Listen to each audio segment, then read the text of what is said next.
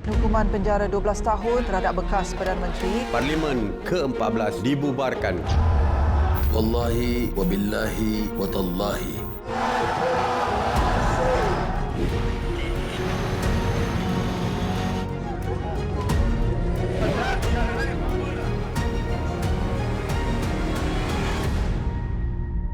Baik, permulaan tahun 2022 ini cukup menyesatkan di saat rakyat mahu menarik nafas lega setelah terperangkap dengan Perintah Kawalan Pergerakan angkara pandemik COVID-19.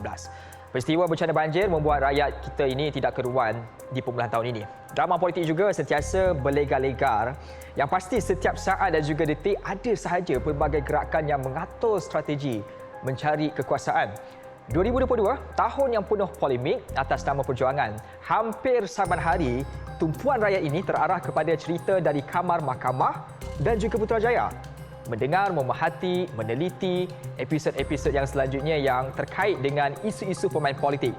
Dan kita nak memulakan landscape imbasan 2022 ini, ayuh kita terjah lapangan yang paling mendebarkan. Ini dia sekitar imbasan politik 2022. Semoga tidak, Datuk Seri. Minta maaf lah. InsyaAllah tidak, Datuk. Saya telah berusaha sedaya upaya. 23 Ogos 2022, Mahkamah Persekutuan telah mengekalkan sabitan ke atas bekas Perdana Menteri Datuk Seri Najib Razak berhubung kes penyelewengan dana RM42 juta SRC International Sendirian Berhad.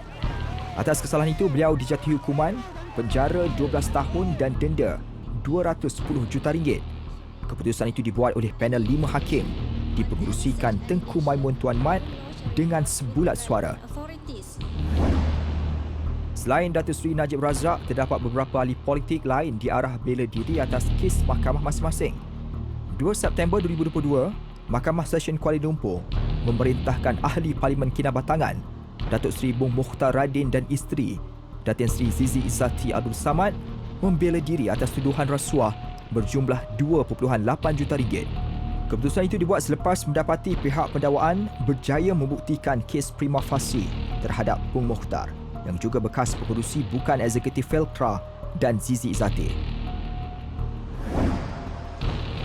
28 Oktober, penyandang kerusi Parlimen Muar, Syed Saddiq Syed Abdul Rahman diarahkan untuk membela diri atas 4 pertuduhan, termasuk pecah amanah, dana berjumlah RM1 juta. Keputusan dibuat Pesuruhjaya Kehakiman Datuk Azhar Abdul Hamid selepas pendakwaan berjaya membuktikan kes prima facie terhadap Presiden Ikatan Demokratik Malaysia muda itu. Supaya Parlimen ke-14 dibubarkan pada hari ini, Isnin 10 Oktober 2022.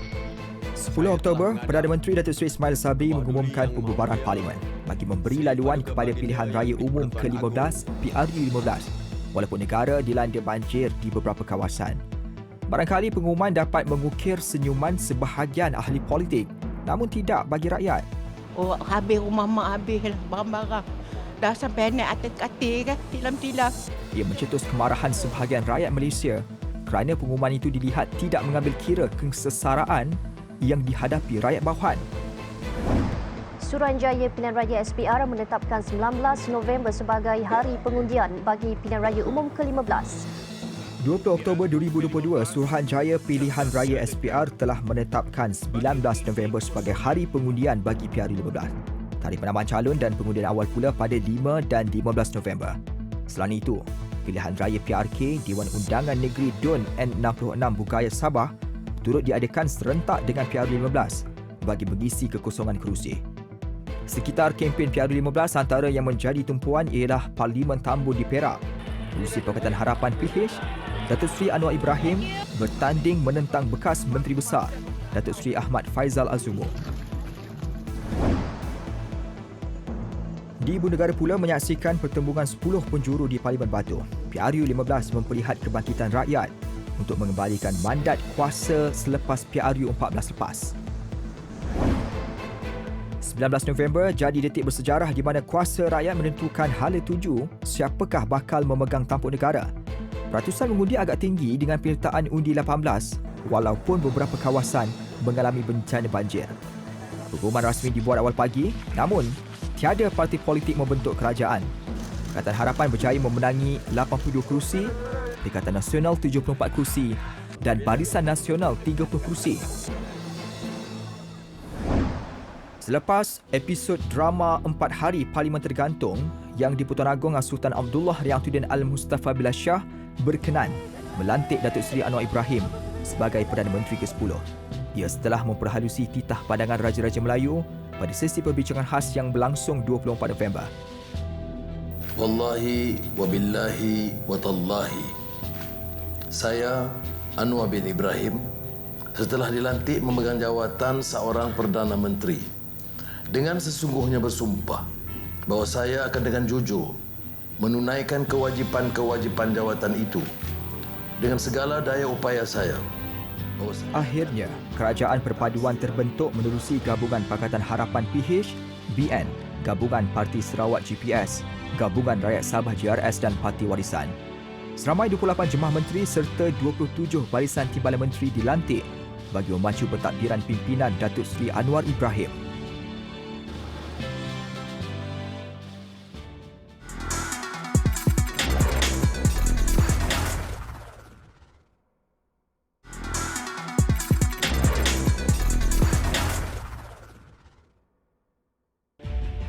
Kekalutan pemahaman tentang isu keagamaan kini menjadi perdebatan hebat dalam kalangan netizen. Mana tidaknya ketika itu heboh soal melabel haram dan halal, syurga dan neraka. Semua ini barangkali kerana laporan-laporan yang barangkali tidak jelas tentang isu yang berlegar dalam kalangan pengandal agama Islam. Daripada amalan dan bentuk kepercayaan hinggalah ke perihal makanan, semua ini menjadi tumpuan utama sepanjang tahun 2022. Itu belum lagi cemuhan terhadap individu yang dilihat sengaja mencemar kemuliaan nama agama Islam. Namun, di tengah-tengah kekalutan itu, ada kedukaan yang teramat dirasai apabila beberapa tokoh besar dunia Islam meninggalkan dunia ini. Tahun 2022, imbasan meninjau peristiwa-peristiwa melibatkan perihal agama. Pada April, Jabatan Kemajuan Islam Malaysia JAKIM mengeluarkan kenyataan bahawa Tarikat Naqsyabandiyah Al-Aliyah Syekh Nazim Al-Haqqani dibenar untuk diamalkan selagi tidak bertentangan dengan akidah Ahli Sunnah wal Jamaah dan syariah serta uruf setempat. Kenyataan itu dikeluarkan susulan kekeliruan pihak media dalam melaporkan kenyataan berkaitan tarikat berkenaan sehingga menimbulkan keresahan dalam kalangan masyarakat termasuk di media sosial. MKI pada 2000 memutuskan Tarikat Naqsyabandiyah Al-Aliyah bertentangan dengan akidah Ahli Sunnah wal Jamaah serta menyeleweng daripada ajaran Islam. Loji Sembilihan Thomas Foods International Lobatel di Australia yang sebelum ini diberikan kelulusan ekspor daging ke Malaysia digantung berkuat kuasa serta-merta. Keputusan itu dibuat atas persetujuan antara Jabatan Perkhidmatan Veterina JPV dan JAKIM pihak berkuasa Australia menerusi satu sidang khas. Sebelum ini, pusat penyembelihan di Australia didakwa tidak mengikut piawaian dan SOP ditetapkan oleh JAKIM. Labbaik Allahumma labbaik, labbaik la syarika laka labbaik, innal hamda wan ni'mata laka wal mulk. Setelah 2 tahun ibadah haji dihentikan akibat COVID-19, tahun ini bermulanya ibadah tersebut kembali dilaksanakan secara rasmi. Musim haji tahun ini melibatkan 1 juta jemaah, jauh lebih besar berbanding 2 musim sebelum ini iaitu 2020 dan 2021. Angkara wabak COVID-19 yang memaksa pihak berkuasa Saudi untuk mengurangkan jumlah jemaah haji kepada sebanyak 60,000 pada 2021 berbanding hanya beberapa ribu sahaja pada 2020. Arab Saudi sebelum ini juga menghadkan ibadah itu kepada jemaah bawah umur 65 tahun, lengkap vaksin dan memenuhi syarat-syarat kesihatan. 12 Ogos, seorang wanita dilapor menunaikan umrah dengan berpakaian ihram seperti jemaah lelaki.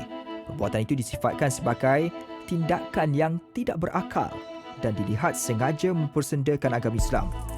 Ia berdasarkan video berdurasi 17 saat yang tular di media sosial sehingga mendapat pelbagai kecaman netizen.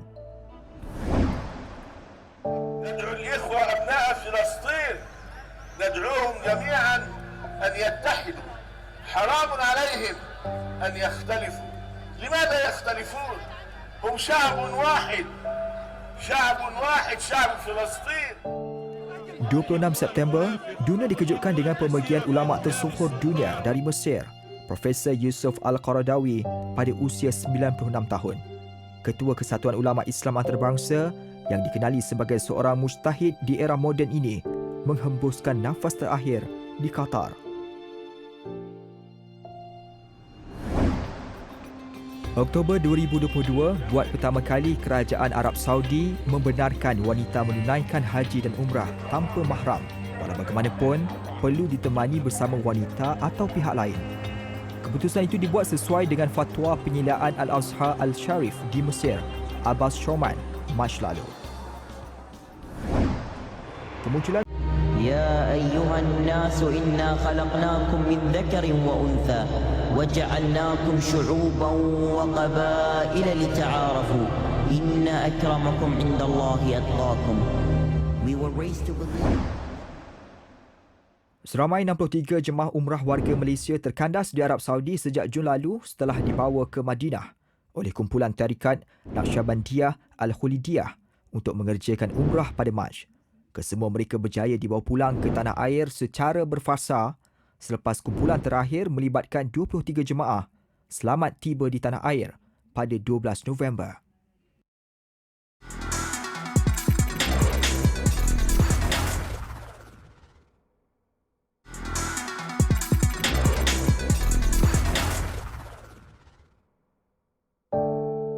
Sudah semestinya tragedi yang menyayat hati melatari tahun 2022. Kedukaan ini tidak boleh diselindungi oleh raut wajah sesiapa sekalipun. Daripada tragedi yang disengajakan maupun tidak disengajakan, ia pasti akan meruntun jiwa yang menjadi mangsanya. Cerita dari Semenanjung sampai ke Borneo menjadi liputan oleh pelbagai agensi media. Ada yang menimbulkan kegeraman, rasa kasihan, juga tidak terkecuali rasa kesedihan. Kes pembunuhan melibatkan ahli keluarga hingga ke peristiwa bencana alam yang mengorbankan berpuluh mangsa. Apatah lagi di penghujung tahun ini, masih lagi ada jiwa-jiwa yang menjadi mangsa korban kerana bencana. Pembuka tahun 2022, kita dikhabarkan dengan tragedi banjir dan penutupnya juga masih dengan cerita tragedi yang sama. Menyingkap pula imbasan 2022 ini tentang tragedi. Akibat kecewa selepas mengetahui bekas teman wanita mempunyai kekasih yang lain, seorang lelaki nekat meminum petrol dan membakar diri di dalam kereta di Jalan Kampung Said Omar Kangar. Mangsa merupakan pesakit psikiatri yang masih menerima rawatan di Jabatan Psikiatri Hospital Tuanku Fauziah. Bapa mangsa memaklumkan anaknya meminum petrol sebelum keluar rumah menaiki keretanya pada jam 8.45 malam. Seorang wanita dan bayinya berusia 2 bulan maut dipercayai dibunuh suaminya di sebuah rumah di Kampung Bakar Batu, Johor Bahru. Mangsa berusia 26 tahun dan bayinya ditemui berlumuran darah di hadapan pintu rumah mereka selepas dilapor penduduk setempat. Suspek bagaimanapun berjaya ditahan di kawasan Permas Jaya dan polis merampas sebilah pisau pemotong daging serta sebuah motosikal berwarna merah.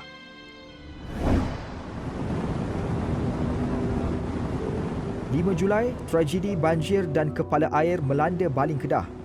Lebih menyayat hati apabila jasad wanita hamil dan ibu mentuanya ditemui berpelukan kira-kira 100 meter dari lokasi rumah mereka di Kampung Iboy.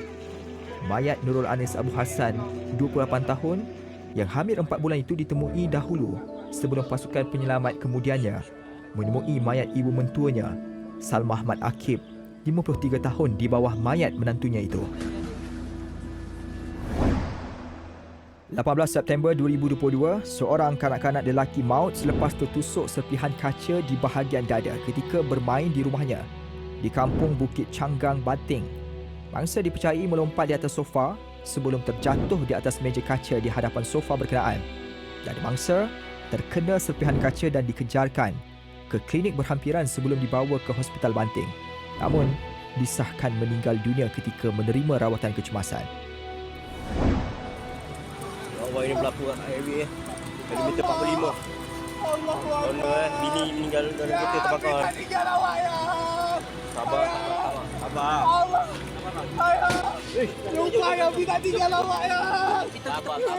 16 Oktober, rakaman video seorang lelaki meraung kerana isterinya berada dalam kenderaan terbakar mengundang simpati netizen. Lelaki berkenaan meraung sambil menyatakan dia tidak akan meninggalkan isterinya sambil dipujuk orang awam supaya bersabar. Siasatan mendapati insiden berlaku apabila lori dari arah air hitam menghala Johor Bahru menukar laluan ke lorong kiri sebelum dilanggar proton privy dari arah sama yang tidak sempat mengelak lalu melanggar belakang lori berkenaan. Pada 19 Oktober 2022, seorang remaja perempuan direman kerana membaling pisau ke arah adik lelakinya sehingga maut. Kejadian berlaku di rumah mereka di Kampung Ulu Pulai, Ulu Choh, Johor. Adiknya, remaja lelaki berusia 16 tahun maut selepas terkena pisau yang didakwa dibaling kakaknya. Kejadian berlaku sekitar 2.15 petang itu. Dipercayai berpunca selepas mereka bergaduh semasa pulang dari sekolah. Seorang murid tahun 5 maut selepas dihempap palang gol ketika melakukan aktiviti sukan di Pekan Menggatal. Mangsa berusia 11 tahun yang disahkan meninggal dunia semasa mendapatkan rawatan di Hospital Likas. Hasil siasatan awal mendapati mangsa dipercayai dihempap besi palang gol ketika berlangsungnya aktiviti sukan tahunan sekolah di padang itu.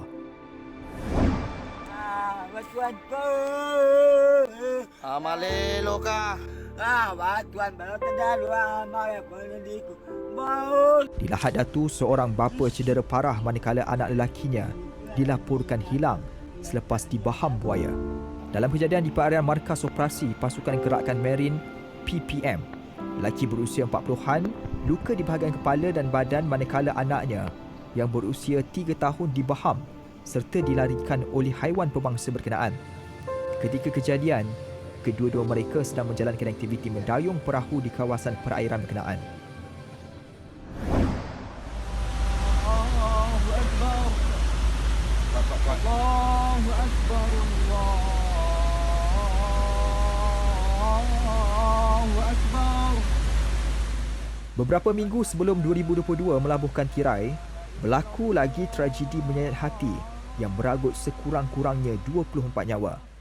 Dalam kejadian tanah runtuh di Batang Kali, Selangor, tanah runtuh berketinggian 30 meter berhampiran ladang organik telah menghempap 3 tapak perkhemahan berdekatan jalan utama yang didiami kira-kira 100 orang ketika kejadian.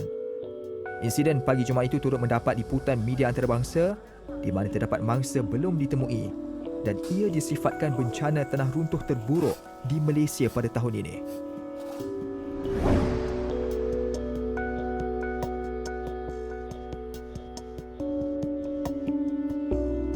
Negara terus dilanda bencana, 3 negeri terjejas dilanda banjir besar antaranya Kelantan, Terengganu dan Perak.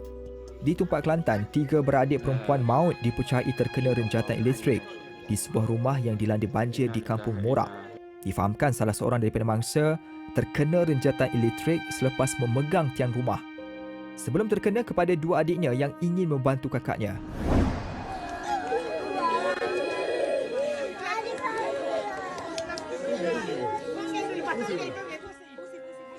Di Rantau Panjang pula, seorang kanak-kanak lelaki 15 bulan ditemukan lemas di Kampung Gual Tok Deh, Rantau Panjang. Mangsa dikatakan bermain di anjung rumah bersama kakaknya sebelum hilang di kawasan rumahnya yang sedang dilanda banjir. Itu adalah sebahagian daripada peristiwa-peristiwa yang melatari 365 hari untuk tahun 2022. Tahun yang penuh dengan cabaran dan liku, tetapi kita berjaya mengharuminya bersama. Tahun 2022 tidak bererti hanya tentang cerita duka dan lara. Sudah pasti berita-berita yang menggembirakan dan membanggakan itu tetap juga ada. Anggaplah yang duka itu sebagai pedoman dan yang gembira pula sebagai nikmat pengalaman. Untuk tempoh 1 tahun akan datang, meskipun jangkaan kemelesetan ekonomi dunia bakal memuncak serta jangkaan perang politik akan lebih mengganas, namun moga yang diberi kuasa dapat membereskan semua ini dengan penuh tertib, amanah dan juga bertanggungjawab. 2022 kini sedang berlalu untuk pergi. 2023, ayuh kita langkah ke hadapan dengan persediaan yang sangat rapi. Saya Dina Syal Salim menutup imbasan 2022. Assalamualaikum dan salam hormat.